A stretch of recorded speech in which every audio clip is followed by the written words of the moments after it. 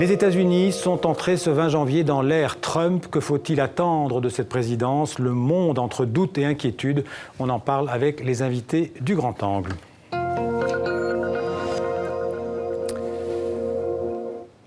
Deux invités, d'abord honneur aux dames, si vous le permettez, monsieur l'ambassadeur. Roxane Frias, journaliste, documentariste américaine. Vous vivez en France, vous êtes née à Los Angeles d'un père mexicain et d'une mère d'origine française. Vous avez réalisé plusieurs documentaires sur la présidence Obama notamment, et aussi sur la minorité latino aux États-Unis, qu'il faut le rappeler, représente environ 55 millions d'Américains. En face de vous, François Bujon de l'Étang, bonsoir. Bonsoir. Vous êtes diplomate de carrière, vous avez été notamment, parmi beaucoup d'autres choses, conseiller diplomatique du président Chirac et ambassadeur de France au Canada d'abord, et puis de 1995 à 2002, ambassadeur de France aux États-Unis. Alors avant toute chose, je vous propose à tous les deux de revoir cette image pour l'histoire, comme on dit, la prestation de serment il y a quelques minutes de Donald Trump. Regardez. Please raise your right hand and repeat after me.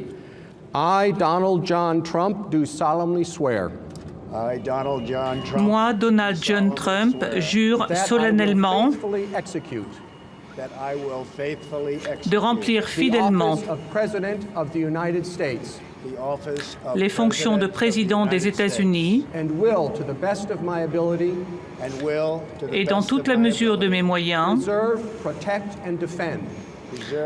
de sauvegarder, protéger et défendre la Constitution des États-Unis. Dieu m'aide.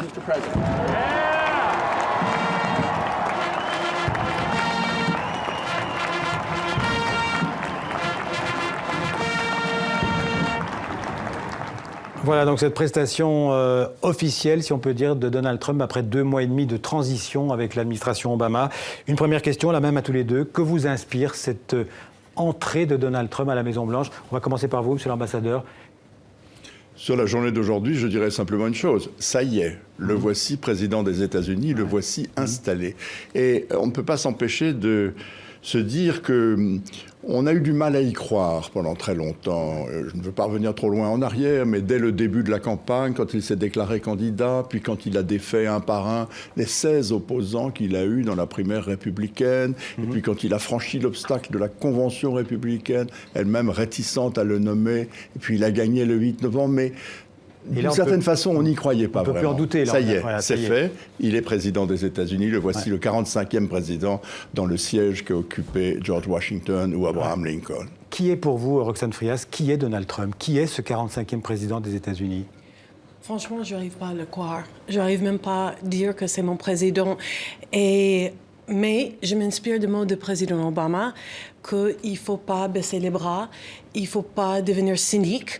Je pense même lui, il faut prendre courage. Il a dit qu'il allait prendre parole si jamais les valeurs fondamentales de l'Amérique étaient en danger, le droit de vote, la liberté de l'expression, le droit de presse, l'immigration. Et je pense que pour nous, les Américains, on doit se réveiller. La victoire de Trump doit nous pousser peut-être de prendre notre destin en main, de s'engager dans la politique davantage, de s'intéresser à la politique locale et même de résister s'il le faut. Alors, à quoi peut-on s'attendre avec Donald Trump au pouvoir? Je vous propose de parler d'abord quelques minutes de la politique intérieure aux États-Unis. Après, on parlera des relations internationales.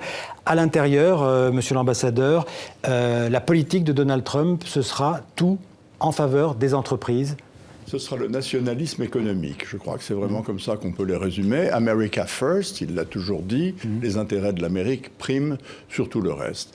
Donc il mènera une politique de nationalisme économique, il mènera une politique protectionniste, il voudra que les emplois soient créés aux États-Unis, il voudra aider les exportations américaines et entraver les importations étrangères.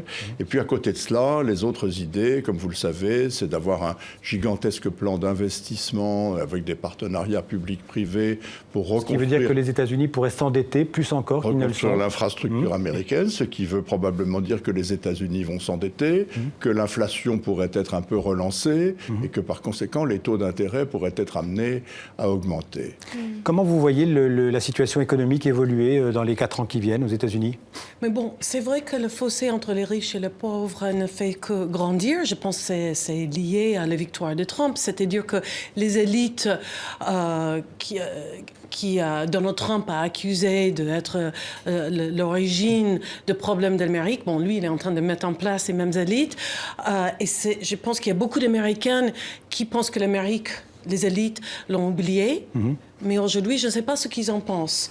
Et c'est vrai que le président Obama a quand même amené l'Amérique en 2008 un grand, comment on appelle ça, le fossé. Il a pris l'Amérique en main et aujourd'hui, le chômage est au plus bas. L'économie va bien, mais pour combien de temps? Vous diriez que les États-Unis sont encore plus divisés aujourd'hui qu'ils ne l'étaient au moment de l'arrivée d'Obama au pouvoir? Je pense que l'Amérique est très divisée, très, très divisée. Et surtout quand on sait que déjà, président Trump, ça y est, je l'ai dit, il va commencer à démanteler la politique du président Obama, la politique sociale, la santé. La politique de santé, oui. La santé. Il dit qu'il va commencer à mettre en danger les accords de le climat, les accords de Paris. Donc, vraiment, il faut s'inquiéter. Monsieur l'ambassadeur, Donald Trump ne pourra pas faire tout ce qu'il veut. Il y a un congrès aux États-Unis, il y a des contre-pouvoirs. Bien sûr. Donald Trump, alors d'abord, je suis d'accord avec le diagnostic qui vient d'être donné, effectivement.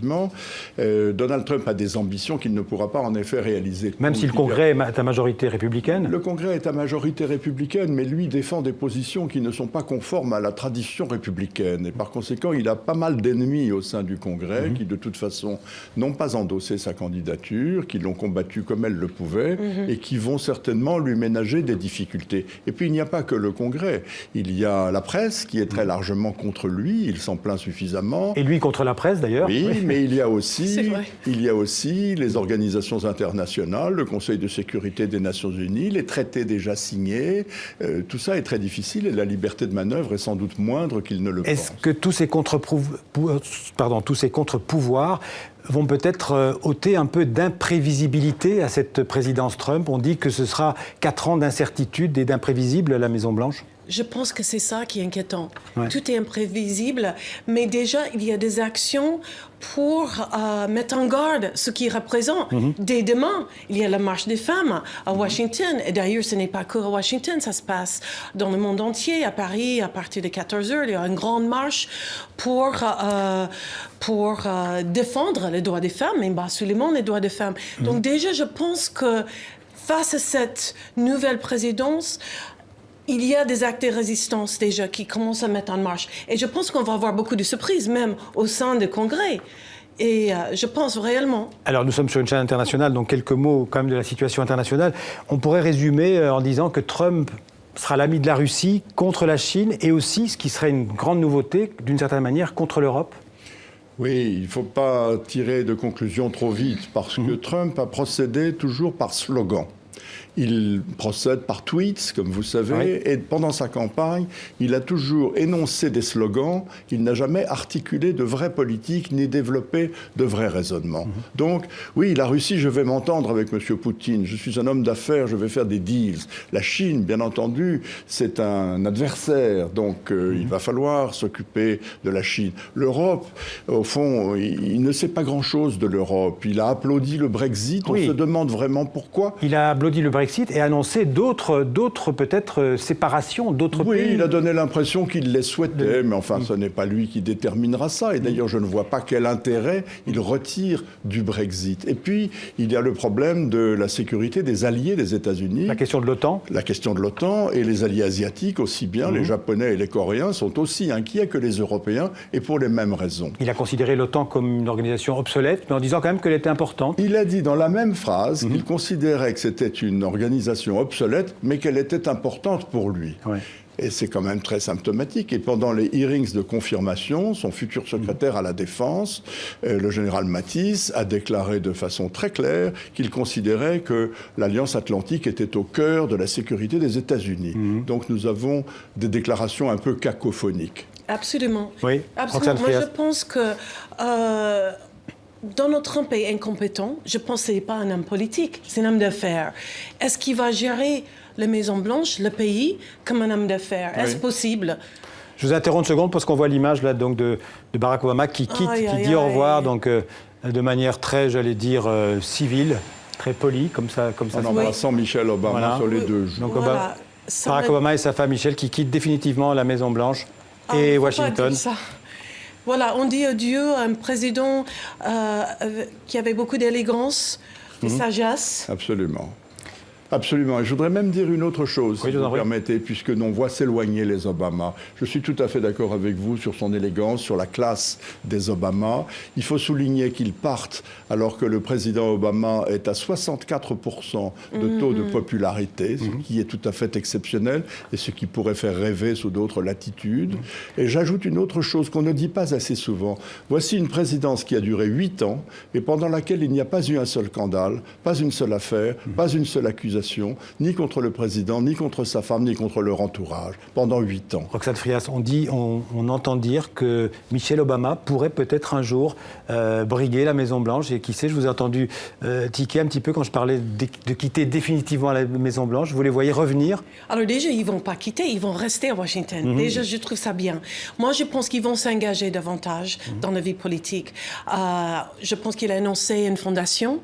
Je pense qu'on va entendre Michelle Obama et Barack Obama assez souvent. Je pense qu'ils vont utiliser le pouvoir peut-être de manière plus librement en dehors de la Maison-Blanche, un peu comme Jimmy Carter, qui est devenu plus forte dans ses actions politiques une fois qu'il était plus président. Oui. Nous verrons. C'est très difficile d'être un ancien président. C'est un rôle très difficile.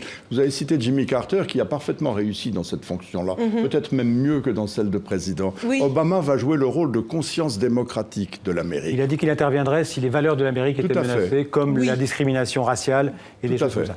Merci à tous les deux. Il faut que je signale aussi, avant de nous séparer, un numéro spécial du magazine Le 1, un excellent magazine, Donald à la Maison-Blanche. Je crois qu'on en voit la couverture.